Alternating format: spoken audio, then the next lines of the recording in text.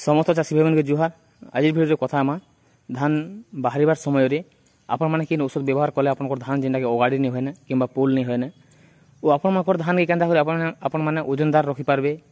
धान आय के अधिक बढ़ाई पारे से विषय जेनटा कथा आमा। जदि आम देखमा धान बाहर समय जदि आपण मैंने साइफरमेथ्रिन जदि यूज करुचन किंबा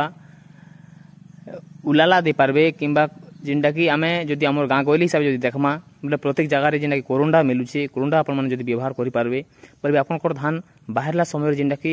6 गुड़िया किंबा 12 गुड़िया कीट के जेनटा कि आपण मैंने खत्म करेंगे तो आपंकर धान जेनटा कि अगाड़ी नहीं होने किंबा पोल नहीं होने से भितर जदि आम देखमा धान गछ जेनटा कि नहीं पड़ी जीवाने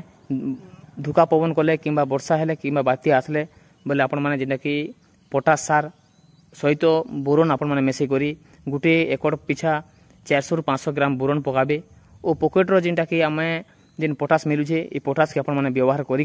जदि स्प्रे करबे बोले आपण मानकर धान जेनटा कि धान अगाड़ी नहीं होने ओजनदार रहबा धान गछ भी आपण कोटा धुका पवन बात्या कले आपण धान गछ जेनटा कि